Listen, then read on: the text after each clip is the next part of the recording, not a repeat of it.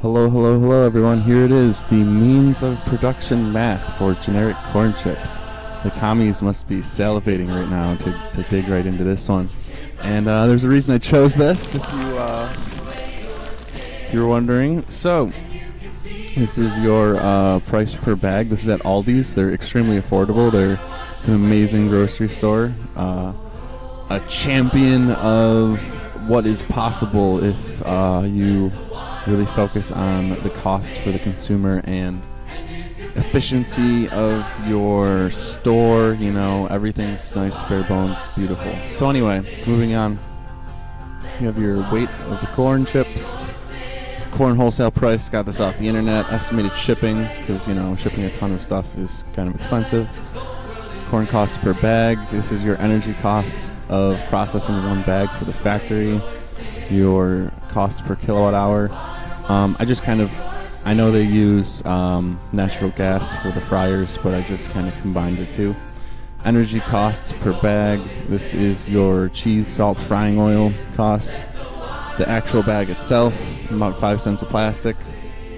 This is the speed of production for your assembly line. One bag every 2 seconds seems about right. That's 1,800 per hour. You have 8 laborers working the whole factory at $15 an hour. That's $120 an hour for labor. That is 7 cents per bag for labor costs. You have your total cost of production for each bag at 71 cents. Now, this is just an estimate here. We would sell to the grocery store at 80 cents. You make 9 cents per bag. You're at 12% profit for the factory. This is the big one. This is the inefficiency of our infrastructure. 75 cents cost of shipping and distribution to the grocery store. So, as you know, bags of corn chips are very bulky. So you could imagine like a pallet of corn chips would have how many bags? Like 1,000? It's pretty expensive to ship a pallet like hundreds of miles. So, anywho, we have your grocery store bag costs. You just add these together. This is what the grocery store is paying. This is your grocery store sales price and your grocery store profit. So even if this was a little bit lower, we'll say like 65 or 55, and you still have, 44 cents here. So this is your factory profit for 1 million bags sold, $88,000. After your income tax, you're down to 61. This is number of bags required to purchase a home in LA, assuming $600,000 for your home price. You need to manufacture and distribute 9,728,534.6 bags. God, I love math. You can add a few zeros onto that last bag if you really wanted to. So in order to buy, that is running the factory for 225 days at 1,800 bags per hour. That's 24/7, 365. It would still take you 225 days of factory operation for one home, to buy one home. If you're talking about a city block in LA, you're looking at 20 years worth of running this factory. And then that would be, what was that? That'd be like 40 million bags, right? No, 20 years? What's 10 times 20? 200 million bags to buy a city block in LA. So anyway, that's more than 20 houses in a block. But anyway, moving on. This is your Ancapistan logistics cost factor. This is the freight logistics improvements of the system, of the infrastructure. So this is your reduction factor.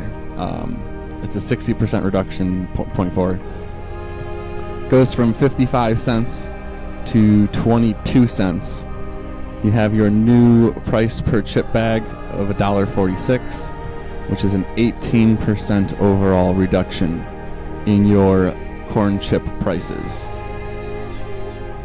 Very impressive. Now, if you haven't noticed, there are a ton of variables here. So let's play with them. Let's say we already reduced this if 75 was looking too high, too crazy. This might even be a 0.3, which would be interesting. That's a 22% now. We have a 22% reduction, which is great. Let's say the laborers unionize. This would be something that I would fully support in encompassing. And they ask for $25 an hour. I think, why not, right? Why not? Wait, what was that before? Sorry. It was 7 cents before.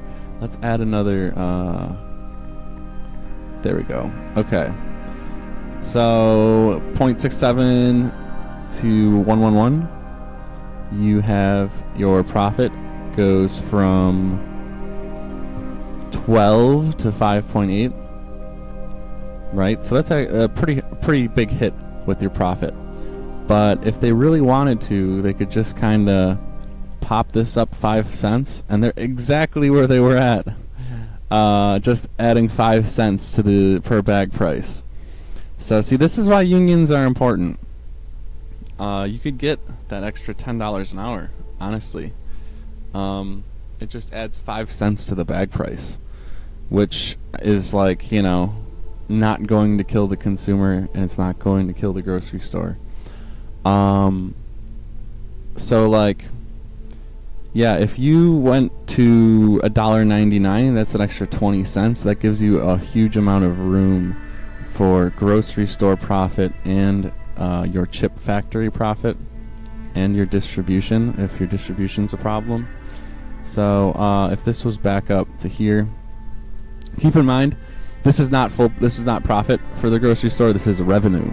So this does not include your grocery store employees and your grocery store itself, its utilities, things like that, property tax, construction, all that stuff. So, which is still pretty good. I mean, 39 cents, still not bad. I could do some grocery store math next. But anyway, yeah, so once again, if you think about Lay's potato chips are like $4.30 compared to this $1.79. That is wildly profitable, $4.30. I actually pains me every time I buy a bag of Lay's potato chips, because I know I'm getting ripped off. This is you feel good. You feel good about this. $1.79. You're like, damn, that's value. That's I could manage that. I could swing that. So this is pretty interesting math. It kind of like pulls back the veil a little bit for all of you commies and capitalists. I'm sure you guys already kind of knew this deep down. So if you pump this up to 35 even, you're still at 6%, but like this jumps from 220 to 400. You have 17 million bags to buy one house. Good God, that's a lot of bags. And you're down to, this is per million bags, $34,000 per million bags. Just crazy. Here's a pie chart as well. Ignore this right hand side, sorry about that. This is your grocery store right here, 11%. Cost of distribution, 40%. Production, 45%. And then here is your chip factory profit at 3%. This is just after I pumped up the union to $35 an hour. So this was a bit chunkier before. If you do 55 here and like 95 here, now even with $35 an hour, the profit per bag for the chip factory is coming in at 8% of your total chip price. Oh yeah, this is out of the total price of the bag. So very fascinating. This is for production. Out of the $1.79, you have 80 cents for the product, 55 cents for distribution.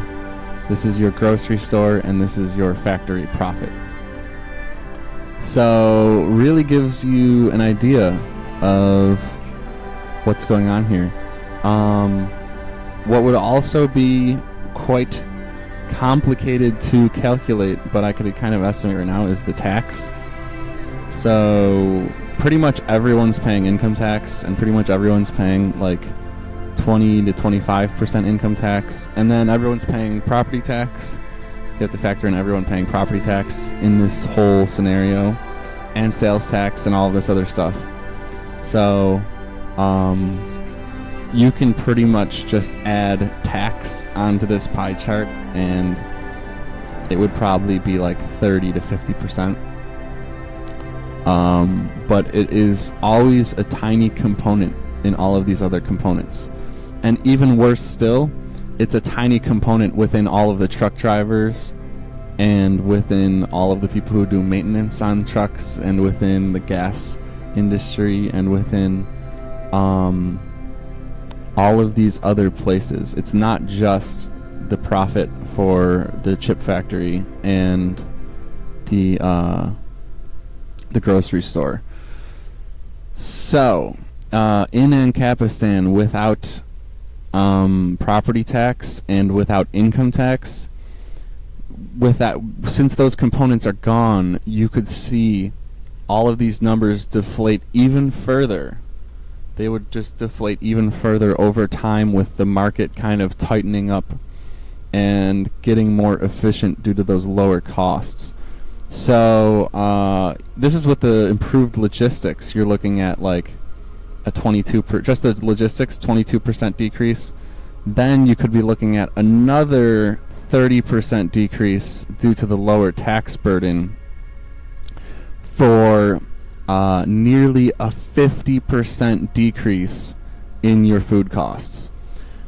Really incredible, really, really exciting, because I initially thought that food would be kind of inelastic, especially compared to obviously your transportation costs and your rent and things of that nature. I thought food would be the one that takes the smallest hit. But it turns out that we could probably get food down in Ancapistan, food prices down by nearly 50%. Very exciting. Once again, this is some really cool math. I really had a lot of fun doing this. To put it together, it was pretty exciting. And this number is pretty wild too. This is kind of interesting. Like, who thought you could even whip this together, right? It's such a weird figure. Number of bags, chip bags required to purchase a home in LA. So this is like trade, right? It's value for value. What is the factory owner providing to greater society, and at what price? And then what is the home value at monetarily? And then it's just two numbers, and you can get a ratio of those two numbers. So when anarcho-communists say, oh, we want to get rid of money, we want to get rid of the market, like, how exactly do you do all of this without the market, and without money, and without the numerical system? You can't operate modern industrial society without numbers. It's not possible. You can't operate modern industrial society without money. It is not possible. So, everything you see at the store has a price, because prices are math, and math ties the whole universe together. It ties the whole economy together, and it is the foundation of science, economics, and everything. Well, I guess that wraps up the video. I hope you enjoyed it. Very educational, very exciting, and maybe you guys are about to start your own generic corn chip factory. Anyway, that's it. Thank you, and have a nice day. So here's some bonus math. We have chemotherapy versus corn chips, and we threw an insulin there just to really take it to the healthcare industry. So this is from the previous chart. We just copied it here. 5.7 million bags to purchase home in LA. This is your chemotherapy profit per patient. This is from a previous video I did like a week ago. This is chemotherapy patients to purchase a home in LA. You only need 7.5 patients, and you could buy a home outright in cash. Insulin profit per month per patient. This is a figure off the internet. Insulin is incredibly profitable. It's terrible. Diabetes rate in the U.S., 10% of the population has diabetes, needs insulin. In a city of 1 million, we have 105,000 diabetes patients. That is a profit per day for that city of over $1 million, meaning in 0.57 days, you can purchase an LA home with insulin profits.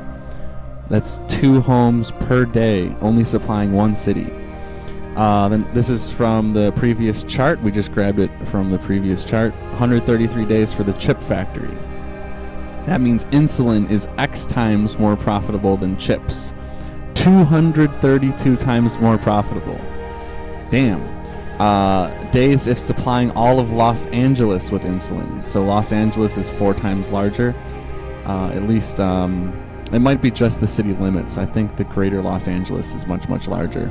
So this is only 4 million people. That is 7 homes per day if you're supplying 4 million people with insulin.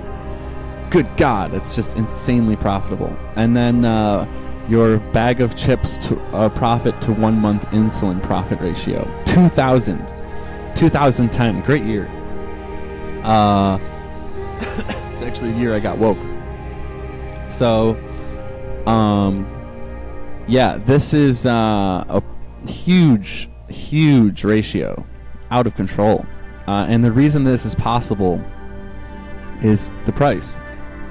Quite simply, the price is the reason all of that occurs. Look at this, $80,000. Even if this was even if you cut this in half, you still have 15 chemo patients. I mean, there's just so many zeros. And then with the bag of chips, we're talking about pennies, right? We're arguing over pennies with the means of production. And why is that? The market. The free market, right? The generic products are the lifeblood of a healthy and prosperous society. Okay? I could say that again. Generic products are the lifeblood of a healthy and prosperous society. Very important concept. The price means everything. People should know this. When I pick up a little tiny bottle of insulin and it says $120 or $160, that should make your mind scream out in anger and anguish. But if I picked up that same bottle of insulin, little tiny bottle, and it said $5 or $7.50, I would say, oh, okay, that's a little more reasonable. Or even $2, right? Or $1.75 for that little bottle of insulin. And if you put 2 little bottles of insulin next to each other, and one was $1.75 and the other was $5, which one would you buy, do you think? When you're at the store, right? You're like, this one's $1.75, this one's $5. This one over here is $120. Which insulin do I want, right? Do I want the generic? Do I want the one offering me a better deal and taking a lower profit? And these questions, these institutions that are in this process of competition, they would not exist in communism. They would not exist in Marxism. And the price of everything would climb higher and higher and higher until we're all in crushing poverty. Except for the ruling class, they would be doing really well. And that's why they're very supportive of Marxism. Anyway, thank you and have a nice day.